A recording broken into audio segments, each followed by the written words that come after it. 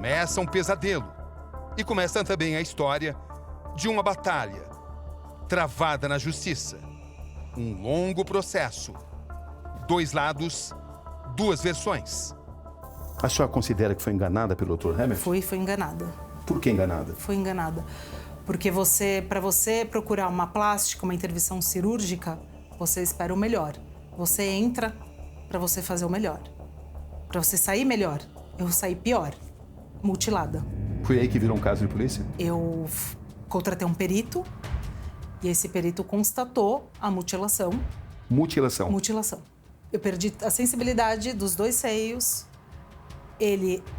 A minha cicatriz está torta, extensa, e a mama direita é muito maior que a esquerda.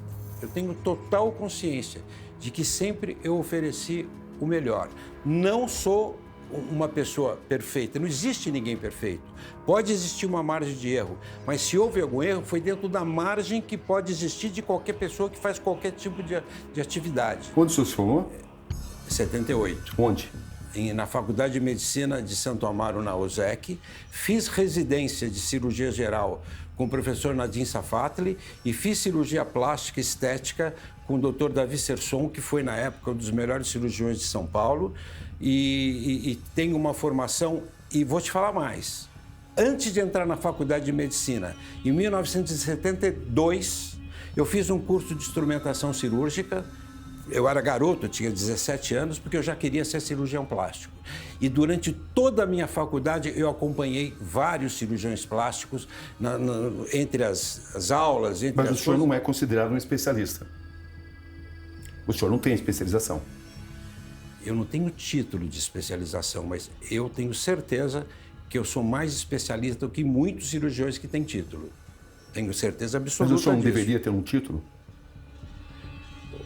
Cabrini, eu diria Como é que a gente pode o acreditar seguinte, que o senhor tem isso? Que a sociedade estabelece mecanismos para se detectar se uma pessoa está ou não preparada para um determinado procedimento.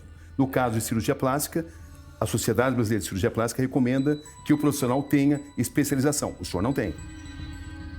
Eu me formei em 78 e terminei a minha especialização em 82.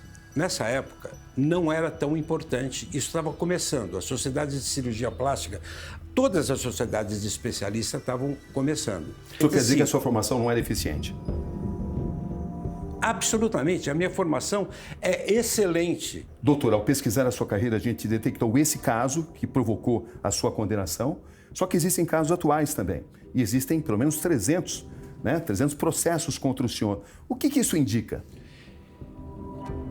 Isso indica que, num universo de 80 mil cirurgias, isso não tem um significado tão pesado. Eu digo para você o seguinte, eu vou continuar enquanto eu tiver força, enquanto eu tiver saúde.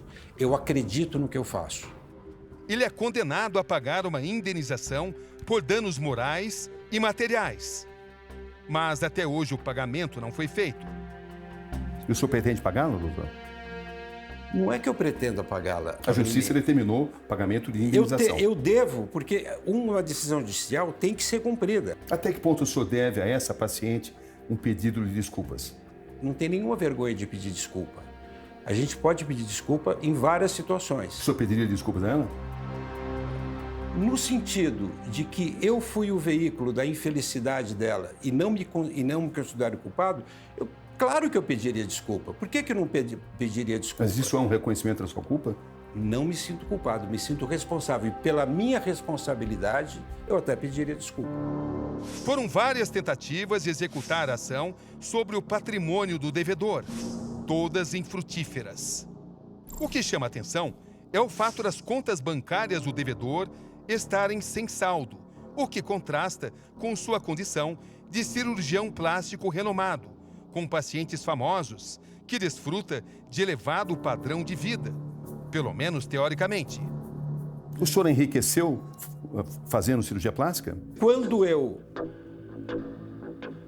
operava esses famosos, eu ganhei bastante dinheiro. Perdi esse dinheiro no começo dos anos, lá por 2010, perdi praticamente tudo em 2 negócios que eu me meti, ligados à estética, ligados a cosmético, perdi absolutamente tudo. E hoje, há mais ou menos uns 10 anos, que eu vivo do meu trabalho resgatando algumas coisas que eu perdi. Você pode ter certeza. Eu sou uma pessoa que vive do trabalho do dia a dia. Fevereiro de 2024. O Tribunal de Justiça de São Paulo ordena a apreensão do passaporte do médico e proíbe de deixar o país. Sua carteira de motorista também é bloqueada. Os desembargadores determinam que a ordem de restrição seja incluída no sistema de tráfego internacional da Polícia Federal. É o sistema que regula a entrada e saída de pessoas pelos postos de fronteira. O senhor chegou a pensar em fugir, doutor? Fugir? Por que o seu passaporte e a sua carteira de motorista estão bloqueados? Isso é um inciso do Código de Leis que permite que o juiz, numa situação de não pagamento de uma dívida transitada em julgada, possa pedir o passaporte. A decisão, da qual não cabe mais recurso, é uma das consequências do longo processo por erro médico aberto por Cristina há quase 25 anos. Como é que a senhora recebeu isso? Uma parte, uma vitória, né? Na verdade, ele nem deveria estar operando ninguém e fazer novas vítimas durante esses 25 anos, mas esse é o mínimo que ele merece. Eu não sei como ele consegue dormir à noite e ter paz. Mas eu quero mais, né? Eu quero ser indenizada, eu quero que ele não exerça mais essa profissão, né? Porque aí, passaram 25 anos, ele continua fazendo as mesmas coisas. Foi feita a justiça? Ainda não. O médico dos famosos decide ampliar seu nicho, mas continua sendo com orgulho um médico que atende famosos, celebridades. É uma propaganda forte para ele. Passa a popularizar a cirurgia plástica. Oferece valores bem abaixo do mercado. Diminui custos e aumenta o volume de atendimentos. O Dr. Herbert atrai um outro público, mas com o mesmo desejo: a busca pelo corpo perfeito. O auge era ilha, era glamour, era um artista de cinema. Essas pessoas fazendo cirurgia plástica. A mulher comum, a pessoa comum não tinha acesso a isso. Isso era totalmente inacessível. Só que, de repente, eu ouço uma frase do professor Pitangui: a dor do rico e do pobre é a mesma frente a um problema estético. A dor que a tua filha tem por ter um peito grande ou um nariz grande é a mesma que a pessoa mais simples, que o faxineiro, que o atendente tem. Então, por que você vai abandonar essa pessoa?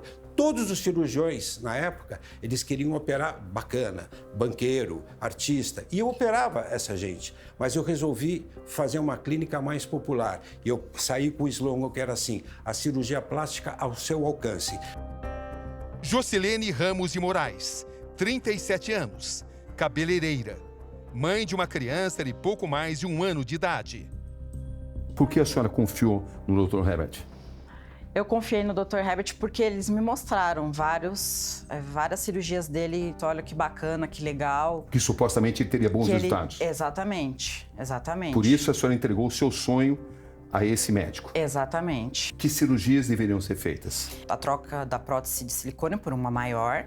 Eu ia fazer o nariz com ele e a retirada das peles do braço e das pernas. Quanto é que a senhora pagou? Ao todo deu R$19.500. Só fez todo o pagamento? Tudo pago. Não pedi desconto, não pedi nada. Ele falou o valor, meu marido fez o Pix e estava na conta dele.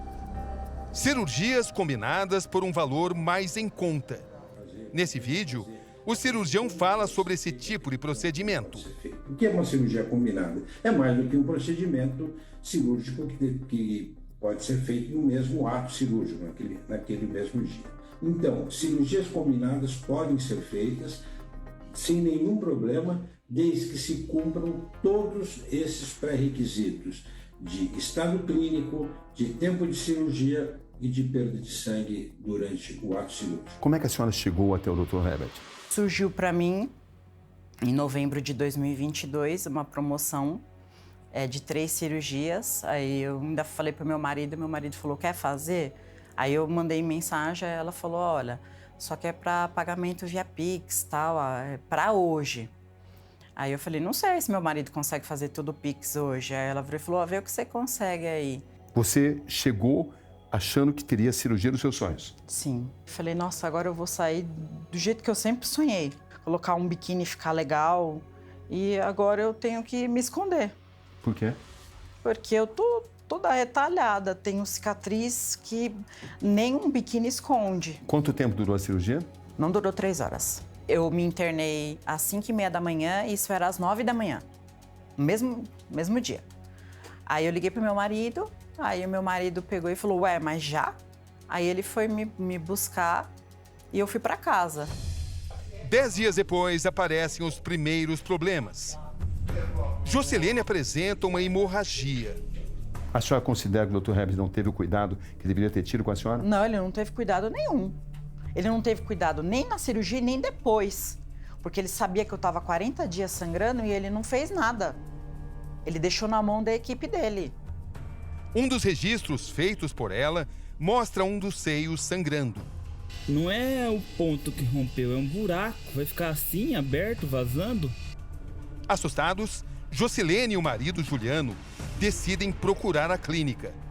O atendimento é virtual. Nesse trecho, Jocelene diz, está muito feio. A atendente pergunta, está apresentando febre ou secreção? Jocelene questiona, é normal esse buraco? Um buraco de quase 3 dedos, saindo um monte de sangue da mama. O que você vai falar pra ela? De quando essa imagem? Essa daqui é de setembro, 3 de setembro. Quanto tempo depois da cirurgia? 10 dias depois da cirurgia. Ele nem me retornou. Dava pra ver a gordura embaixo da pele se soltando. Tá vendo? O que vem à mente com essa imagem? É revoltante. Parece que a gente tava num Filme de terror. filme de terror. Que imagem é essa? Essa imagem é como a minha mama tá hoje. As minhas auréolas todas retalhadas. Você não tem qualquer dúvida que foi enganado? Sim, A sua esposa também? também. A senhora se considera enganada? Sim. O que vem à mente com essa imagem? Quer mostrar pra mim? Pra mim, olha lá. Eu sinto, às vezes eu sinto ódio de mim mesma. Por que eu fui deitar na maca desse médico? Por que ele? Você entendeu? Porque o cara conseguiu destruir tanto com a minha mente e com a minha vida. Por que a senhora considera que o Dr. Herbert cometeu um crime contra a senhora? A forma que ele trata a gente, a forma que ele opera, É tudo muito rápido, é como se fosse um abatedouro. Vai lá, opera, tchau, opera, tchau, opera, tchau. Ele não teve cuidado nenhum. Ele não teve cuidado nem na cirurgia, nem depois. Porque ele sabia que eu estava 40 dias sangrando e ele não fez nada. Ele deixou na mão da equipe dele. As sequelas são, além da cicatrização, os pontos por baixo da pele que ficam machucando.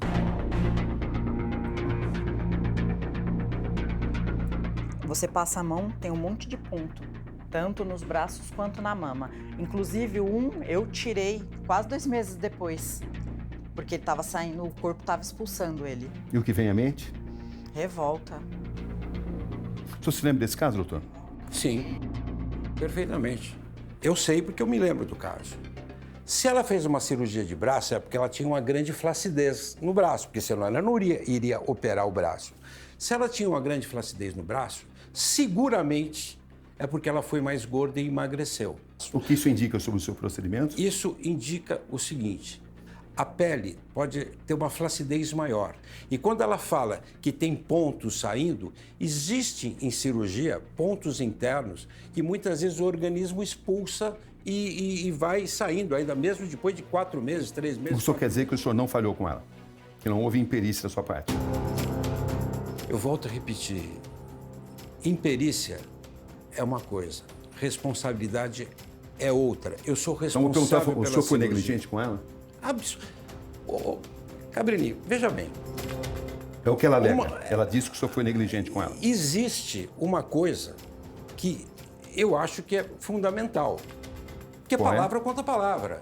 Ninguém fica 40 dias sangrando. 40 dias sangrando, você já tinha morrido chocado. Onde está a verdade? Se ela tem razão de algumas coisas, eu seguramente tenho razão também. Para mim, a verdade está no meio. O que o senhor diria para o paciente que eu considero um açougueiro? O que o senhor falaria? Não é uma verdade. Um carniceiro é um cara que descarna, que tira, tá? E eu não faço isso. Eu faço cirurgia estética e dependo não só da minha habilidade, como eu dependo da cicatrização, como eu dependo do organismo da pessoa. Como é que o senhor define esse momento na sua carreira enfrentando Eu acho o seguinte, a gente é vítima do que as pessoas falam. Agora, eu quero saber o seguinte... O que é verdadeiro é que existem pelo menos que... 300 pessoas que o processaram e o que o senhor foi condenado. É uma decisão da justiça. Eu fui condenado em todas as instâncias. Em 2013, sem dúvida nenhuma, eu fui condenado. Agora, intimamente, eu não acho que eu sou culpado. Eu acho que ela teve um resultado que poderia ser melhorado com um segundo tempo cirúrgico. O que é que o senhor diria a essas 300 pessoas que o estão processando? Que consideram que o senhor estragou a vida delas? Eu diria uma coisa muito simples. Eu nunca me neguei a atender pessoas e resolver os problemas de cada um. Não obstante 300 ser um número isolado grande, não quer dizer que tem 300 pessoas que tenham razão